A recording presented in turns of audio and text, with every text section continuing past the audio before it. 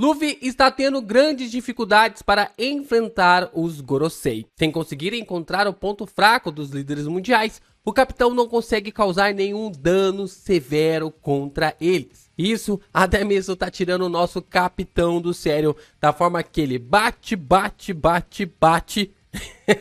E até agora ele não perguntou, até agora ele não questionou, mas ao mesmo tempo ele não está sendo efetivo em seus ataques. E a questão é que talvez os Gorosei sejam satélites de Imu-sama. Yo, Geeks, aqui é o LP e vocês estão no canal do Geek Brasil. Fiquem ligados que esse vídeo contém spoilers do mangá de One Piece.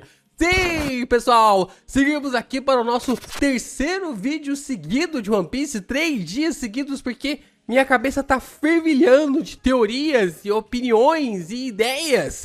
Depois do último capítulo, tem muita coisa pra gente conversar e a gente vai abordar logo depois de você deixar o seu like, se inscrever aqui no canal, compartilhar esse vídeo com seus amigos. É muito importante você compartilhar e reagir aos nossos conteúdos aqui no canal, fazendo com que mais pessoas cheguem assim no canal do Geek Brasil. E você também pode comprar os seus mangazinhos de One Piece também pela Amazon, através dos nossos links que está aqui na descrição. Os links que estão aqui na descrição, vocês podem acessar e comprar o seu monitor, comprar ali o seu novo celular, o seu novo tablet, o seu novo notebook ou até mesmo ali os seus mangás.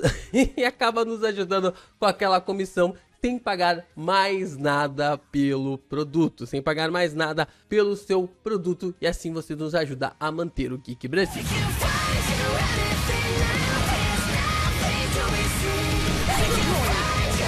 Vamos lá, né? Desde o começo da saga de Egghead, nós estamos visualizando a forma como o Vegapunk dividiu o seu corpo. Isso é bem explicado para nós durante toda a saga, da forma como a gente consegue ver todos os personagens sendo bem divididos ali pela formatação do Vegapunk. Nós temos a York, nós temos o Pitágoras, ou pelo menos tínhamos o Pitágoras, Lilith, Shaka, Edson e também o Atlas, ou a Atlas. Todos esses personagens são classificados para nós com uma ideia bem interessante sobre aquilo que o Vegapunk é, ou o que foi gerado de Stella. Do seu corpo, Vegapunk gerou mais 6 clones para conseguir abranger ainda mais os seus experimentos, chegando em 7 para ser o número da perfeição. A forma como o Vegapunk ele alcança o número 7, tomando ali a forma como seus clones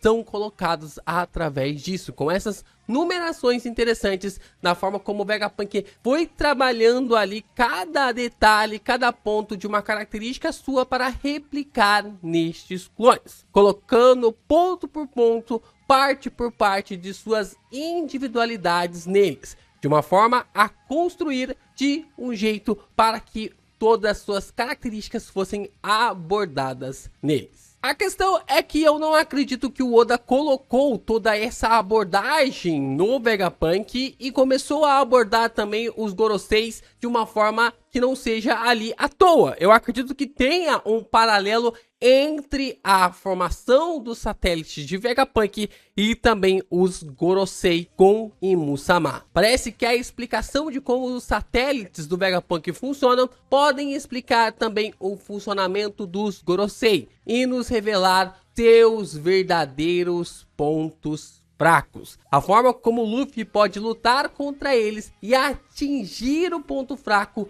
dos personagens. Isso é de suma importância para a gente ver essa conexão ainda maior, ainda mais forte entre Vegapunk e Imu-sama. E tudo se fundamenta ainda mais quando nós percebemos esse grande detalhe. Como vemos na chegada de Saturno em Egghead, podemos ver que em seu pentagrama tem o número 5. E quem surge bem no momento da sua chegada, quadro a quadro ali, quase como se o Oda quisesse nos entregar, esfregar na nossa cara esse paralelo, o quinto Vegapunk Atlas. Aqui, se vocês podem observar, temos o número 5 aqui. E fica bem evidente da forma como o Oda faz o Saturno chegar. E no quadro anterior, quem fala, quem apresenta os Gorosei é o Atlas, o satélite número 5 do Vegapunk. E esses paralelos não param por aí, porque nós também podemos ver a numeração para 4 e 3 nos pentagramas do Mars e também do Aquarii. Tanto ali um paralelo para Pitágoras e Edison.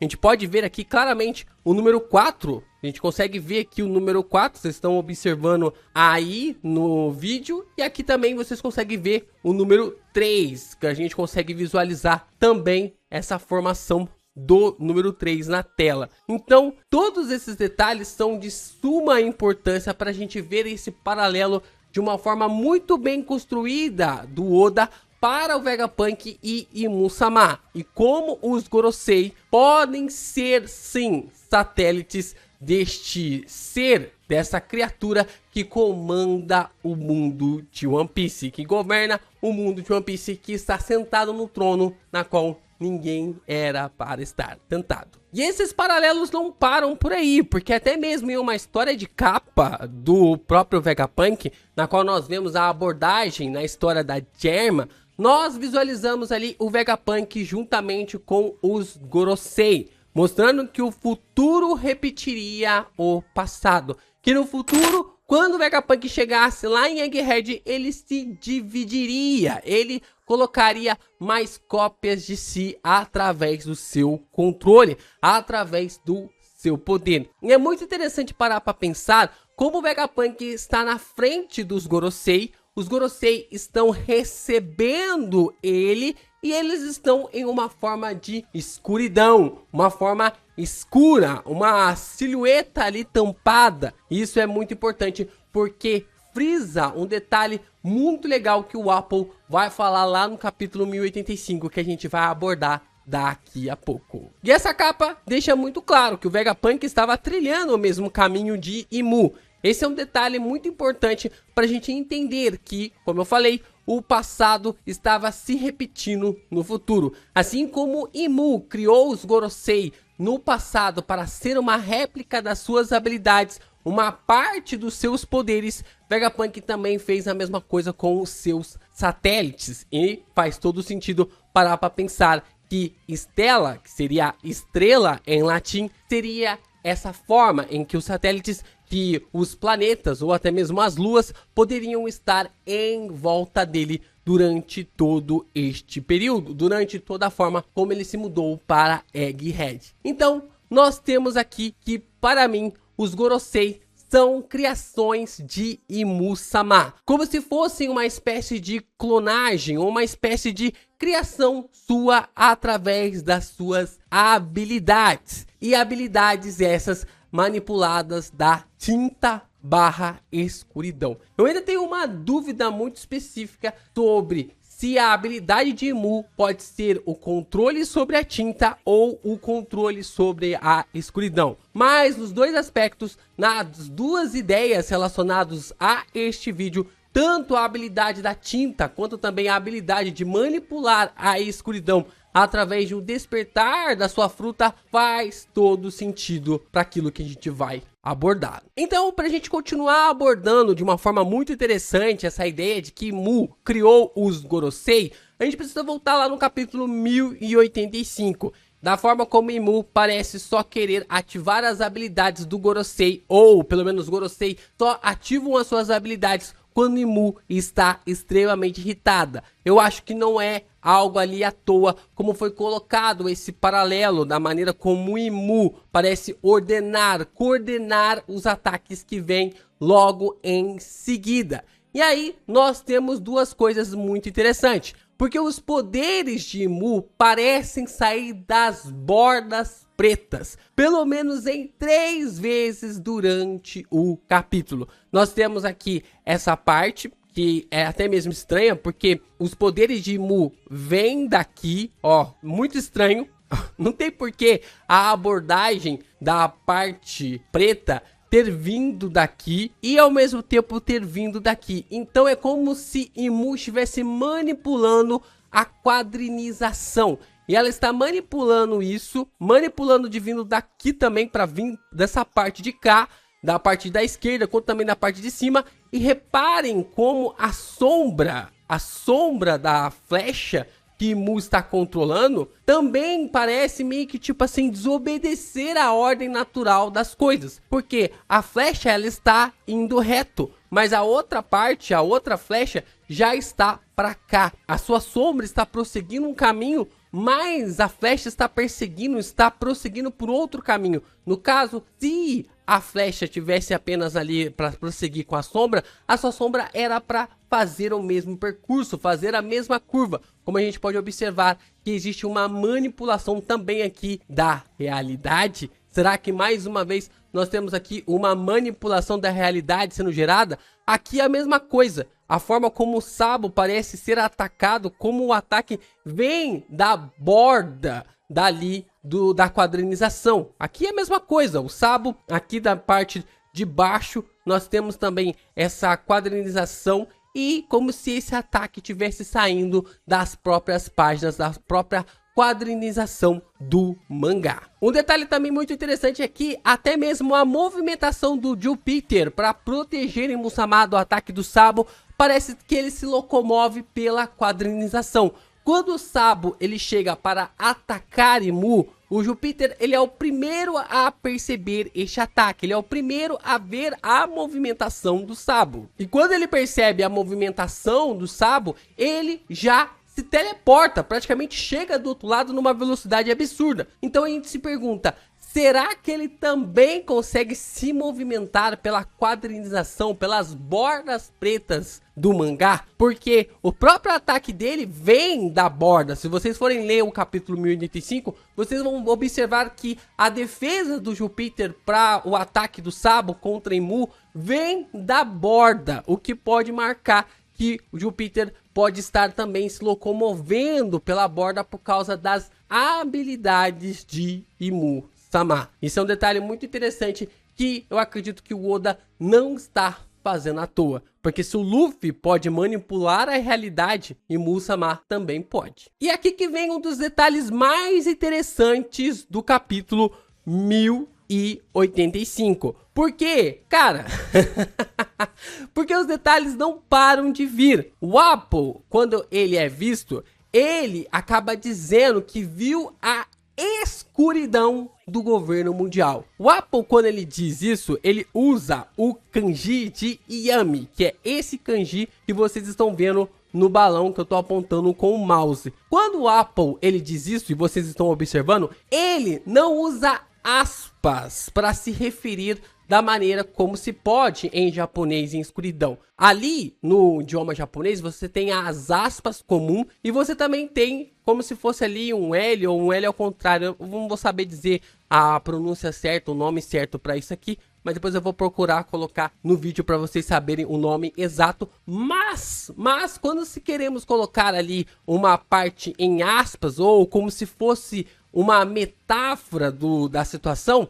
a gente colocaria aspas ou até mesmo ali uma citação. Mas o Apple não utiliza aspas. Então, pelo que o Apple diz, ele viu a própria escuridão do governo mundial se manifestando. Ou seja, ele está falando da capacidade de alguém manipular a escuridão sem ser o Barba Negra. Por isso que eu falei para vocês que é muito importante a gente ter observado essa forma de ser tanto tinta quanto também a base da escuridão. Porque a tinta, ela também pode ser colocado para o mangá como contexto de escuridão. E tanto o mangá quanto também na animação, porque as animações antigas também eram feitas na base de tinta. E se o poder de Mu for a manipulação da tinta ou da escuridão, abrange exatamente esse lado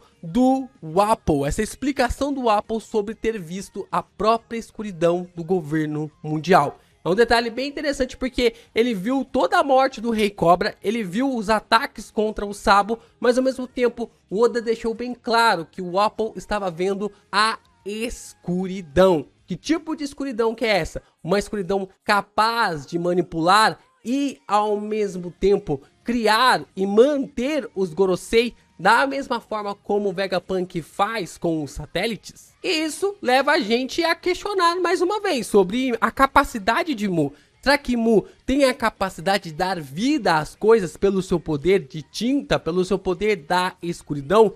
O que colocaria tanto Mu e Nika no mesmo patamar, na mesma situação, no mesmo nivelamento? A gente está discutindo bastante sobre as habilidades e os poderes do Luffy de criar as coisas do nada, de trazer as coisas do nada. Mas Imu parece até mesmo manipular a própria realidade do mangá, brincando e mexendo com a quadrinização. Isso é um detalhe muito importante sobre as habilidades de Imu, que podem não parar apenas na manipulação dos quadros, mas também na criação de seres, na manipulação de seres existentes. Então, nós temos a ideia de que os Goroseis, a forma como os Goroseis vivem, se assemelha e muito à forma como os satélites de Vegapunk existem. Para derrotar assim os Gorosei, talvez seja necessário derrotar Imu-sama. Será que o Oda colocará o Luffy e Imu frente a frente ainda nessa saga? Eu sei que a gente está muito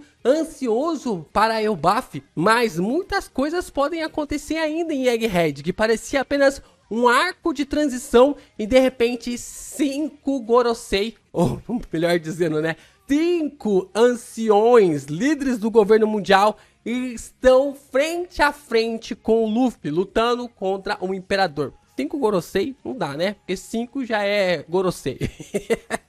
Mas o ponto que eu quero frisar aqui mais uma vez é que tem potencial do Luffy ir enfrentar Imu nessa saga ainda. Se os Gorosei não forem derrotados, se os Gorosei ainda colocarem todos os Mugiwaras em perigo, ou alguns dos Mugiwaras em perigo, ainda pode haver uma hipótese do Luffy ir lutar frente a frente com Imu-sama. Enquanto o Vegapunk atingiu o 7, estando em seu estado perfeito, Imu se replicou em 6, sendo a imperfeição em pessoa, nunca chegando ao estilo livre de Nika. Isso é o que incomoda mais. É isso que lhe incomoda mais, porque mesmo sendo líder, mesmo estando acima de tudo, mesmo governando o mundo por mais de 800 anos, ela nunca chegou no estado de liberdade como Nika chegou. E mesmo podendo criar as coisas como Nika faz, ou como supostamente Nika faz, Imu continua perseguindo a fruta de Nika e corre dela todas as vezes.